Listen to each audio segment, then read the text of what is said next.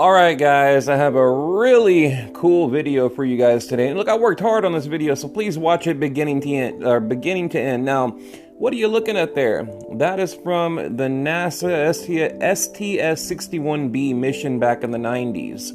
And, you know, they were trying to figure out how to build things out in space, and, you know, talking about this, you know, the International Space Station, how they're going to, you know, just basically how they're going to build it. And that's where that picture came from. Now that UFO we just saw, and I'll show you better pictures in a minute, like I said, it's an official NASA photo. Okay, but right here, I went by NASA today. I thought I'd show you guys a few things like the Falcon 9 rocket, because remember, I made a video right there with the UFO, you know, flying past the flaps on the Falcon 9 rocket. And of course, over there, that's where they housed the Saturn 9 rocket that took to the moon. Up front here is where they had the Tesla. You guys, I think, well, I don't know, if you haven't watched my channel, I've shown a few videos of the Tesla, you know, floating around in space right now. But pretty cool to think that it was attached to the front of that rocket right there. But don't worry, guys, we're going to get to the UFO sighting. But again, the STS mission, it was back in the early 90s. And I might include a little clip. Look, stay tuned. At the very end of the video, I'll put a little clip in from that mission. But here we go, guys, right here. What are we looking at? STS 61B. How crazy is this? Now, I've done a lot of research on it. You know, I thought, okay, well, maybe, you know, I thought it might be the Hubble. Now, one of the STS missions they did, actually, the first time they serviced the Hubble was on one of the STS missions, but not that particular mission. And here's the you know, like I said, is a real NASA photo. And you'll see like 3 anomalies here. Of course, the main one that I'm going to show you in a minute, and there's like 2 others, and it doesn't appear to be a star or anything like that. Also, during that mission, they said they launched 3 satellites, but I've watched all the videos. I've gone through the archives, and you guys have to realize how much homework I do on these videos. And again, you know, back then they didn't have anything like this. Now, like I said, they did work on Hubble, but you know, it certainly didn't look like that. It looked like a bird with wings. Now, right there is over off the coast of, I believe, Japan and Thailand. You know, it says it's 190 nautical miles up. You know, and at the time this photograph was taken, according to NASA, it was, you know, right around Japan.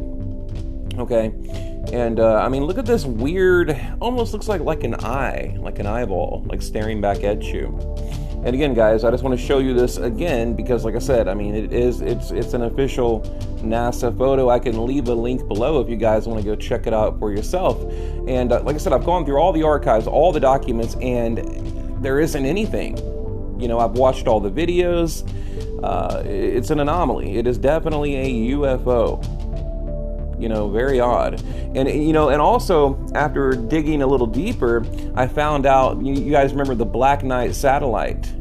You know, it was around that same time frame, within a year or 2, right? You know, same missions and everything. So the Black Knight satellite is kind of, well, it is tied to this particular UFO sighting.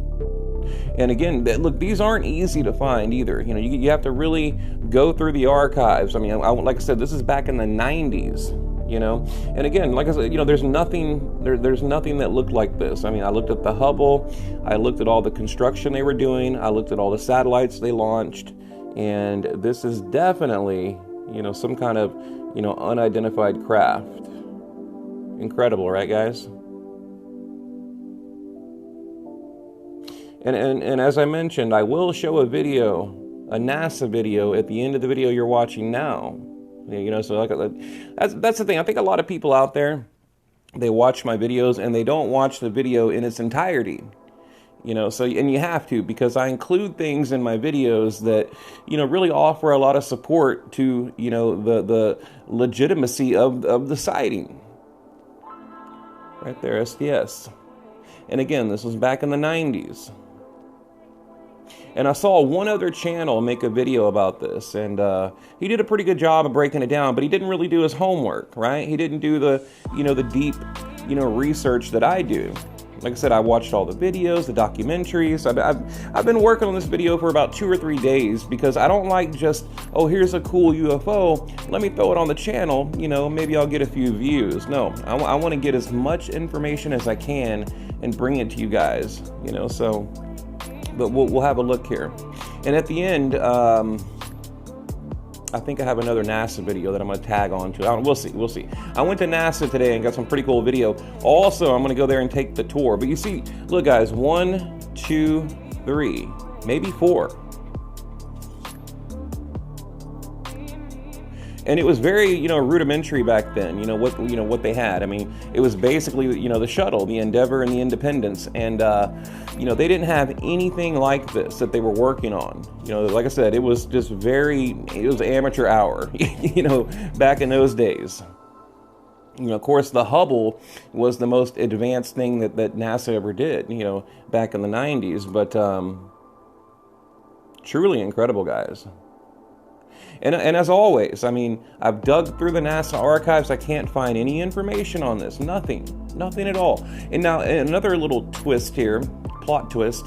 You know, probably about 7 or 8 months ago, it didn't give any description, right? When you go to the NASA archive, but now it says satellite. But okay, well, what satellite? Now you would think if NASA is going to label this photograph as a satellite, well, what satellite? And again, I went through all the satellites and I didn't find anything at all, nothing, you know, that looked like this. I mean, again, it was like, you know, building blocks back then, you know. I mean, this is clearly a UFO, guys, clearly.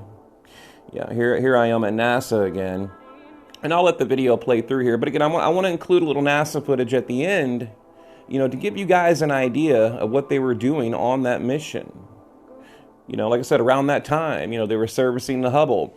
They were, you know, launching a few satellites. They were trying to figure out how to build the International Space Station. You know, they were practicing, but nothing like you know, the UFO that we see in the video today.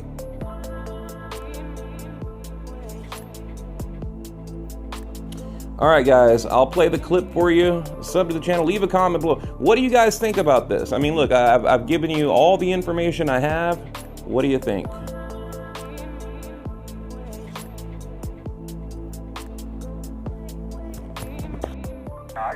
As with Friday's spacewalk, these were tests to find out how difficult it's going to be to construct a space station. They're building then tearing down 2 structures, one a series of bars in a pyramid shape, the other a 45-foot tall tower. Here's computer animation of a structure similar to the tower unfolding automatically.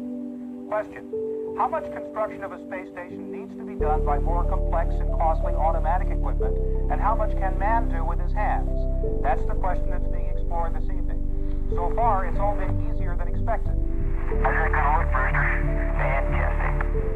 That looks marvelous. As they move along, Ross and Spring are to lift the assembled structures by hand and move them around.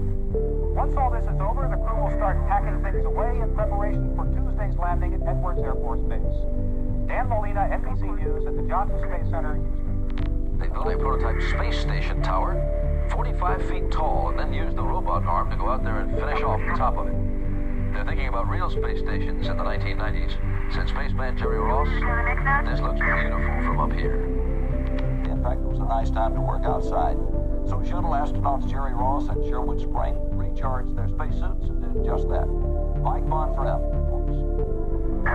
Most of the day was spent experimenting with Atlantis' 50-foot mechanical arm, which the astronauts used much like a cherry picker. Finish the ride, Mary. That's the nothing on it, I'll do that.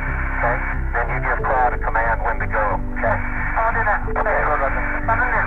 Okay, ease it out. It's coming real smooth. You're 4 inches out. 6 inches.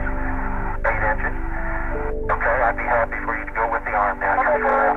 Okay, forward. Move your forward. So real easy. Make sure you're not hung on my BFR.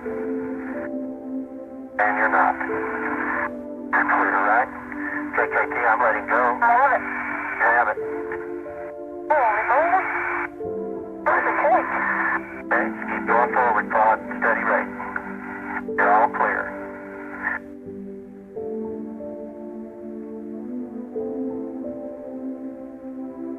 Okay, you're passing me right now.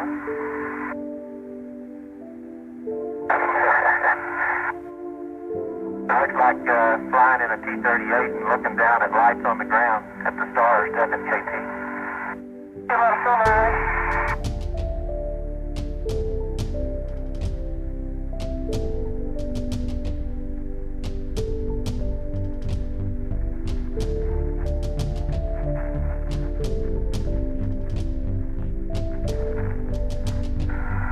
You ready? Yeah, I'm ready. Okay, they say you gotta go for release. Expect 20 pulses on the REC. Hey, go ahead. There's gonna be 20 pulses on the REC for a step burn. Okay. Look how stable you left that.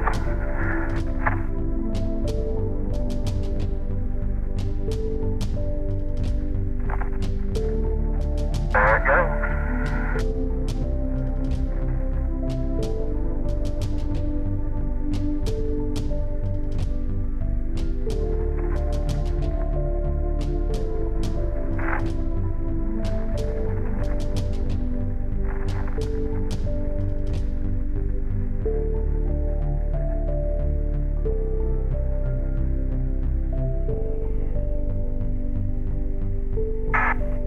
Endeavor, check free drift.